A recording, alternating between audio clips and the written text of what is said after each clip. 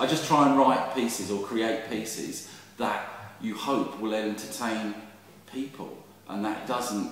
I don't really see it as young people or middle-aged people or old people. You know, we're just people, and we've all had those experiences. And I don't know. I think once you start thinking, oh, I'm writing for this sort of audience, you might end up going into a bit of a cul-de-sac, really, personally.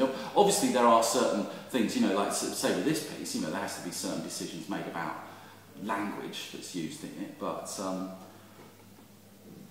you know, that obviously then dictates, you know, how old the audience can be and stuff, you know, in terms of subject matter. But no, I don't really think. I suppose in my own work, and I suppose it's sort of always, it's, you know, it has got, you know, what I've always set out to do in what I've created and written is to write what I hope is intelligent popular theatre, so that by that, yeah, a broad audience, you know, that people will, you know, and that maybe the artier people who are more serious about theatre might not consider it as worthy as other pieces. Sometimes I think those sort of decisions depend again on the play that you're doing. So the play that I'm intending to write once I've got through this batch of work at the moment,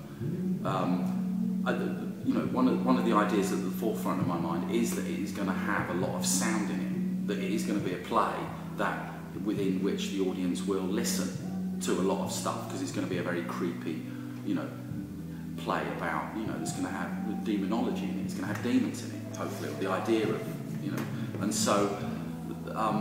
So from that point of view, I think it always depends on the idea that you have, and I think it's always good to have an idea of a sort of actor that you might have in mind, or you have a voice or something, you know. It's but don't be too rigid about it, you know. I think inevitably all those things you're going to have, but then it's like you don't arrive sitting at your desk day one with an idea. You might have the beginnings of an idea, and then it's like a devising process, like we're doing here with you know, ideas hopefully attach themselves to each other, you know, and don't panic that you don't have the whole fully formed play and the whole idea there from day one. You know, you just have to feel in your sort of writing guts that that's the idea that you want to follow, you know, I was going to say follow through on, but you follow, oh, I've said it now, and that you want to, you know, live with for whatever, for 3 months, 6 months, 2 years, or however long you're going to be working on that play.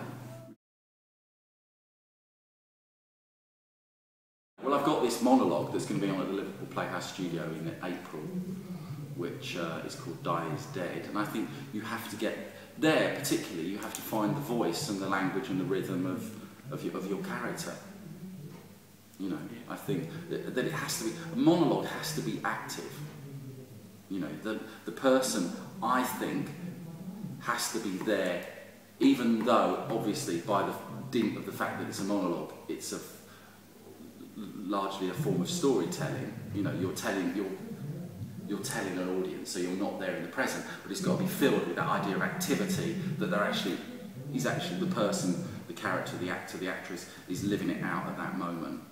You know, and that would be the principle that with this Die is Dead monologue, which is, I sort of, you know, the beginning of that character was a Liam Gallagher-esque Britpop sort of character. So suddenly you think that idea, I think, oh, and that comes with a, you know, real rhythm and laconic energy and sarcasm and wit and form of vocabulary that, you know, that you can get your teeth into. You know, it's like finding that. And that was the key to that one.